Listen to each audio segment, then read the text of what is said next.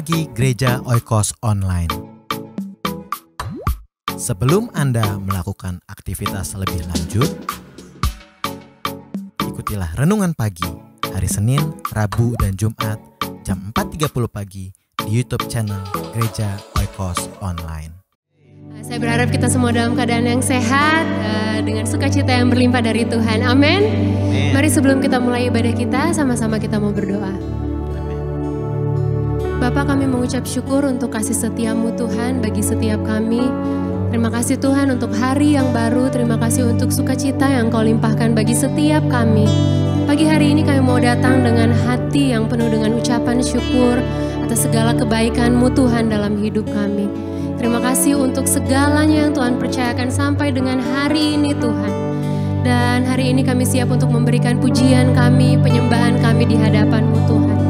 Ampuni kami atas segala dosa dan kesalahan kami agar kami layak di hadapan Engkau memanggilnya Aba ya Bapa.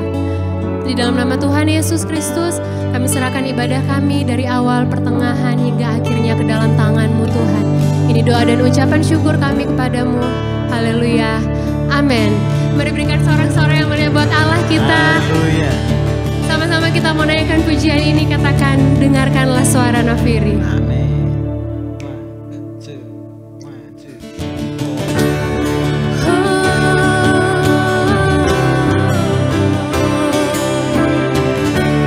Biar api kemuliaan-Mu tercurah Tuhan. Dengarkanlah suara nafiri memanggil semua umat-Nya dari seluruh penjuru bumi datang untuk menyembah Dia. Dengarkanlah suara nafiri memanggil semua umat-Nya.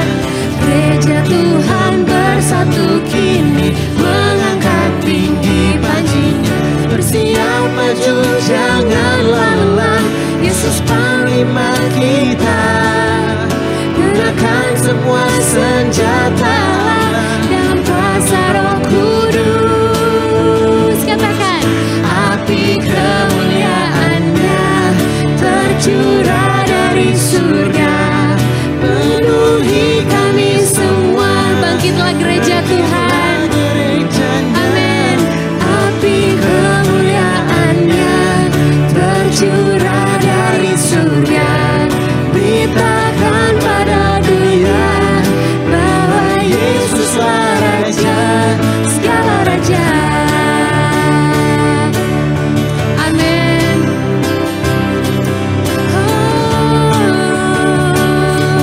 Bapak Ibu, mari sama-sama angkat pujian ini dari awal. Katakan, dengarkanlah suara nafiri memanggil semua umat-Nya dari seluruh penjuru bumi datang untuk menyembah Dia. Dengarkanlah suara nafiri memanggil semua umat-Nya. Gereja Tuhan bersatu kini mengangkat tinggi panjinya. Bersiap maju jangan lelah, Yesus Panglima kita. Amin. Gunakan semua senjata dalam kuasa Roh Kudus. Katakan, api kemuliaan-Nya. Amin. Biar api-Mu tercurah Tuhan di rumah kami masing-masing, dimanapun kami berada Tuhan. Biar kemuliaan-Mu dinyatakan. Oh, tercurah dari surga, beritakan pada dunia bahwa Yesuslah Raja. Api kemuliaan-Nya tercurah dari surga, penuhi kami semua. Bangkitlah gereja Tuhan. Amin. Api kemuliaan-Nya tercurah dari surga, beritakan pada dunia bahwa Yesuslah Raja segala raja. Amin. Dengan iman katakan, segala raja.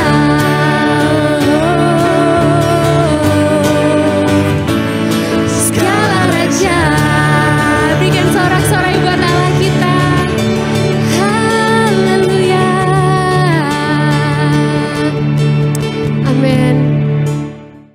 Shalom saudara yang dikasihi oleh Tuhan Yesus Kristus. Bagaimana kabarnya? Saya berharap saudara tetap sehat atas perlindungan Tuhan Yesus Kristus. Mari kita lanjutkan pembacaan firman Tuhan. Saat ini kita sedang membahas tentang perjanjian Yesus dalam perjanjian lama. Dan hari ini kita sudah memasuki kisah tentang Nabi Nuh. Tapi saya tidak membaca dari kitab Kejadian. Saya rasa saudara sudah mengerti, sudah tahu cerita tentang Nabi Nuh. Dimulai dari sekolah minggu kalau saudara mengikuti atau mengikuti Yesus dari sejak kecil, tentu saudara tahu kisahnya tentang Nabi Nuh. Saya ingin mengambil di dalam kitab Matius pasal 24 ayat 37 sampai 39. Ini adalah Tuhan Yesus sendiri yang mengatakannya. Sebab sebagaimana halnya pada zaman Nuh, demikian pula lah kelak pada kedatangan Anak Manusia. Yesus sedang berbicara tentang akhir zaman. Muridnya bertanya, kapan Tuhan Engkau akan datang dan memulihkan segala sesuatunya? Dan Tuhan Yesus mulai menceritakan tentang rahasia, tentang apa yang akan terjadi di kemudian hari. Dan di ayat 37 Tuhan Yesus berkata, sama seperti zaman Nuh, demikian juga kelak kedatangan Anak Manusia. Situasinya, kondisinya mirip dengan zaman Nabi Nuh. Dan segala sesuatunya kita bisa ambil untuk kita berjaga-jaga. Ayat berikutnya, sebab sebagaimana mereka pada zaman sebelum air bah itu, mereka makan, minum, kawin, dan mengawinkan. Sampai kepada hari Nuh masuk ke dalam bahtera, dan mereka tidak tahu akan sesuatu sebelum air bah itu datang dan melenyapkan mereka semua. Demikian pula lah kelak kedatangan Anak Manusia.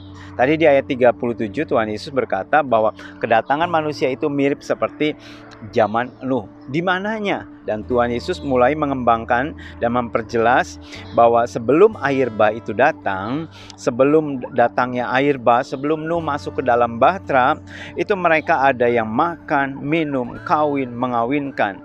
Dan bahkan sampai Nuh masuk ke dalam bahtera, mereka tidak tahu apapun juga sebelum air bah itu datang dan melenyapkan mereka. Apa yang kita dapat pelajari dari kisah tentang Nabi Nuh? Tuhan Yesus mengatakan pada waktu zaman Nabi Nuh, mereka makan, minum, kawin, mengawinkan. Dengan kata lain, mereka hidup hanya untuk hari itu saja. Mereka tidak pernah berpikir akan masa depan. Mereka tidak berpikir akan kehidupan sesudah kematian. Mereka tidak berpikir akan ada kehidupan yang akan mereka jalani setelah mereka mati atau setelah mereka meninggal dunia. Bagi mereka hidup adalah hari ini. Mereka makan, mereka minum, mereka pesta pora, mereka kawin, mengawinkan, dan bersenang-senang saja. Dengan kata lain, mereka hidup hanya untuk bersenang-senang saja. Mereka tidak pernah menyediakan waktu untuk Allah. Mereka tidak pernah menyediakan waktu untuk berpikir tentang kekekalan. Kehidupan hanya untuk hari ini saja dan dihabiskan selama mereka hidup di dunia. Mereka tidak percaya akan adanya Allah.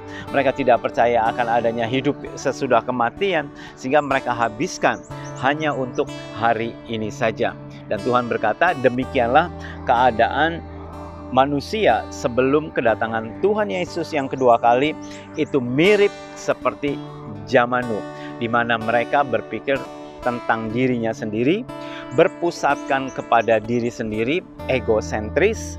Mereka hanya melazatkan kedagingan, melazatkan kemauannya mereka sendiri. Dikatakan mereka tidak tahu bahwa banjir atau air bah itu akan segera datang.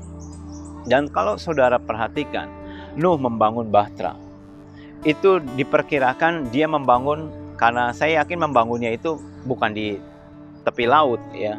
Karena dengan kendaraan, dengan peralatan seadanya zaman dahulu, sangat tidak mungkin Nuh menebang pohon dan terus kemudian membawanya dari hutan atau dari gunung ke tepi laut dan membangun di tepi laut. Saya rasa tidak demikian.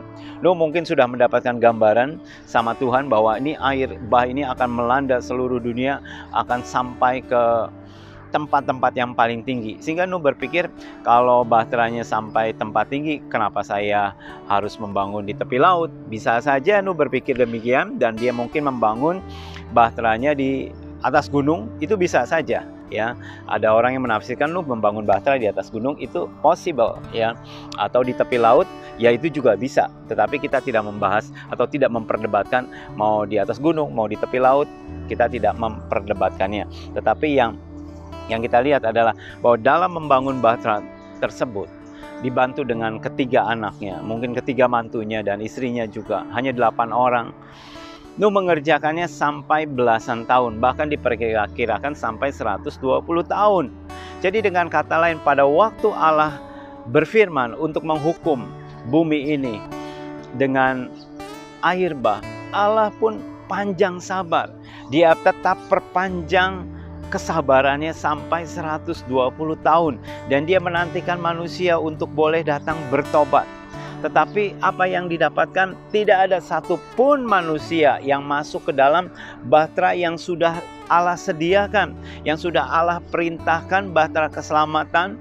Allah perintahkan Nuh untuk membangun bahtera yang besar supaya bisa menampung siapa saja. Tapi sayang, tidak ada satupun manusia yang tertarik atau yang mau bertobat atau masuk ke dalam bahtera keselamatan yang Tuhan sediakan.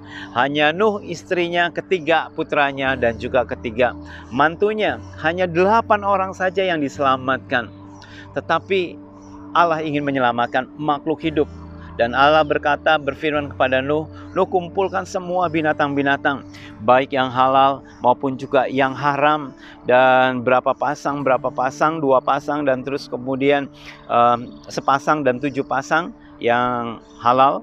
Dan terus mereka masuk ke dalam bahteranya Nuh. Bagaimana caranya mereka masuk? Nuh tidak punya kemampuan untuk mengumpulkan seluruh binatang yang ada, yang saat ini seperti kita ketahui ada ribuan jenis binatang. Bagaimana caranya Nuh mengumpulkan dan berapa lama dia harus mengumpulkan? Bagaimana caranya Nuh memberikan makanan untuk mereka? Saya yakin tidak dengan kemampuan Nuh satu persatu dia mungkin tangkap monyet, baru satu masukkan, dan terus tangkap jerapah, dia masukkan, kemudian gajah. Tidak, itu akan memakan waktu lama sekali dan belum tentu Nuh punya kemampuan untuk seperti itu. Saya yakin ada roh Tuhan yang mengumpulkan para binatang-binatang, dimulai dari yang ganas, yang jinak, itu semuanya bersama-sama berbondong-bondong masuk ke dalam bahteranya Nuh. Ini adalah satu fenomena yang aneh, yang harusnya manusia pada zaman Nuh, mereka orang-orang berdosa, harusnya mereka melihat fenomena ini, wah luar biasa sekali. Kok begitu banyak binatang-binatang secara teratur, rapi teratur masuk ke dalam bahteranya Nuh. Ada apa ya? Harusnya mereka timbul rasa ingin tahu, dan terus kemudian mereka berpikir jangan-jangan ada sesuatu terjadi. Pada waktu sebelum tsunami Aceh terjadi, ada begitu banyak tanda-tanda alam yang menyatakan, tapi karena kita nggak pernah berpikir bahwa itu adalah sebagai satu tanda, sehingga kita menganggap sesuatu yang luar biasa, tapi kita nggak tahu ada apa. Ada begitu banyak ikan-ikan ditangkap oleh nelayan pada hari itu sebelum menjelang tsunami. Banyak sekali ikan-ikan di tepi pantai dan mereka mendapatkan hasil tangkapan yang luar biasa, lebih dari biasanya. Dan ikannya ikan besar-besar. Secara naluri, binatang-binatang tahu apa yang akan terjadi. Ikan-ikan mungkin tahu bahwa sebentar lagi akan terjadi tsunami atau ada sesuatu yang bergerak di bawah laut itu, sesuatu yang membuat mereka gelisah, entah mungkin apa yang terjadi dan mereka bisa merasakan, mendeteksinya. Manusia tidak bisa mendeteksinya, dan ikan-ikan berpikir, wah saya harus pergi menjauh, sehingga dia menuju ke pantai. Dan harusnya pada waktu kita melihat fenomena seperti itu, kita berpikir ada apa ya? Jangan-jangan. Tetapi sayang, saat itu kita tidak memiliki kemampuan sebegitu jauh untuk mendeteksi bahwa akan ada sesuatu yang membahayakan. Dan akhirnya ternyata terjadi tsunami melanda Aceh, dan sampai 250.000 orang mati saat itu, tersapu oleh arus daripada tsunami ini. Allah memberi tanda. Binatang-binatang memberi tanda. Kalau misalkan ada pencuri, saudara punya anjing, anjing menggonggong terus sepanjang malam. Artinya ada somebody atau sesuatu yang mencurigakan yang saat itu mungkin sedang memasuki rumah saudara. Saudara mungkin males untuk memeriksanya, ngantuk. Ya, ternyata si pencurinya itu benar masuk. Padahal sudah ada peringatan daripada binatang peliharaan saudara. Ada anjing, ada kucing, atau mungkin burung-burung yang saudara pelihara. Itu mereka memberikan tanda, memberikan alarm. Dan pada zaman Nabi Nuh, binatang-binatang ini memberikan tanda, memberikan alarm.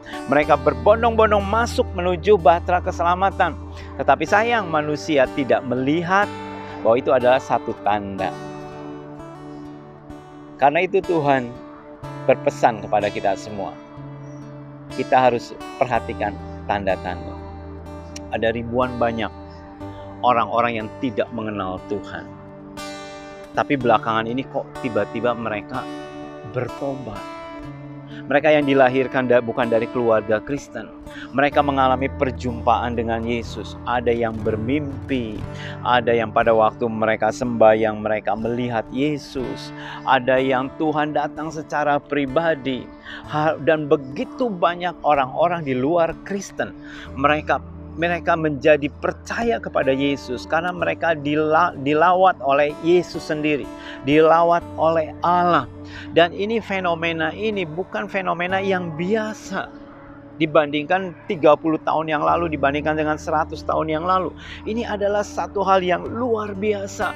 Ada banyak pertobatan, ada banyak orang-orang di luar Kristus. Mereka percaya kepada Yesus dan mereka sedang berbondong-bondong naik masuk ke dalam bahtera keselamatan. Karena itu kita harus waspada. Oh, ini adalah tanda-tanda. Begitu kita mendengar ada orang bertobat, ada orang percaya kepada Yesus, ada orang dilawat Yesus, kita tahu bahwa itu adalah tanda daripada Yesus menjelang kedatangan Tuhan yang kedua kali. Karena itu Tuhan berpesan kepada kita sekalian untuk kita perhatikan. Sama seperti kondisi zaman Nabi Nuh. Manusia makan, minum, kawin, mengawinkan. Mereka tidak memperhatikan kondisi, tidak memperhatikan situasi. Mereka hanya hidup untuk dirinya sendiri saja. Pada saat banjir Nuh datang, mereka habis. Bukankah saat ini kita juga sedang berada dalam kondisi orang hidup untuk dirinya sendiri? Dengan memiliki satu gadget seperti ini, HP, saudara tidak perlu memperdulikan orang sekitar saudara. Di Singapura sendiri, kalau saudara naik MRT atau naik bus, saudara perhatikan, begitu saudara naik, itu semua pada nunduk semuanya. Nunduknya bukan berdoa atau bukan mungkin tidur, bukan. Tapi mereka membaca HP, mereka mungkin membalas WhatsApp, berkomunikasi dengan orang di luar sana. Padahal ada orang di sekitar, di kiri, kanan, depan, belakang, ada manusia di situ. Tetapi mereka memilih berkomunikasi dengan orang yang di luar sana. Jadi semakin lama semakin jauh. Pada saat satu keluarga duduk di meja makan, semuanya masing-masing mengeluarkan HP. Dan mereka masing-masing berkomunikasi dengan orang yang ada di luar. Padahal ada ayah, ibu, adik, kakak, satu meja. Tetapi mereka tidak berkomunikasi saat makan, tidak berkomunikasi saat mereka berfellowship. Mereka lebih suka untuk berkomunikasi dengan orang yang ada di sana. Dengan kata lain, kita self-centered, kita tidak memperdulikan satu keadaan. Saya pernah mengalami satu kejadian di Singapura, di naik bus. Jadi ada satu orang tua, dia mau turun dari bus. Dan ini kakek-kakek ini dia pakai tongkat ya. Saya duduk paling belakang misalnya. Dan ini di pintunya ada di bagian tengah. Terus kemudian dia jatuh gitu kan. Waktu jatuh, semua orang nggak tahu. Kenapa? Karena semua orang sedang lihat HP. Termasuk saya juga. Jadi pada saat ngedengar gubrak gitu kan, semua baru ngelihat apa yang sedang terjadi gitu kan. Dan terus mereka masih belum ngeh atau belum dengan sigap untuk menolong. Jadi masih kaget sementara gitu kan, beberapa detik, baru terus kemudian ada orang yang terdekatnya untuk menolong si kakek tersebut bangun.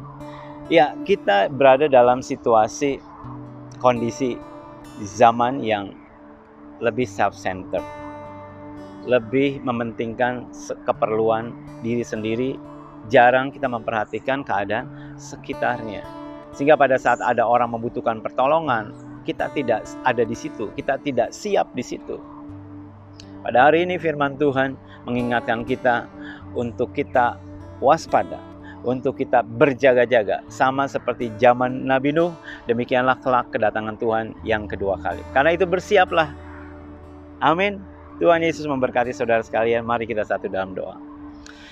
Tuhan Yesus, berikan kepada kami kepekaan dalam roh kami, dalam pikiran kami, dalam hidup kami, dan dalam hati kami, untuk kami bisa melihat tanda zaman pada saat Tuhan berbicara, Tuhan, pada saat menjelang kedatangan Tuhan yang kedua kali, untuk kami dapat mempersiapkan kondisi kami, kehidupan kami, dijauhkan kami daripada hal-hal yang membuat kami rusak, Tuhan, dijauhkan kami daripada kehidupan kami yang self-centered, Tuhan, yang egosentris, Tuhan, di dalam kehidupan kami. Tapi biarlah Tuhan, pada saat kami menjalani hari-hari kami ke depan, kami memperhatikan keadaan sekitarnya, kami memperhatikan orang-orang yang ada di sekitarnya, Tuhan, dan kami dapat memberikan pertolongan pada waktunya. Jadikan hidup kami, Tuhan, menjadi garam dan terang dimanapun juga kami berada. Di dalam nama Tuhan Yesus. Amin. Tuhan Yesus memberkati saudara sekalian. Sampai jumpa.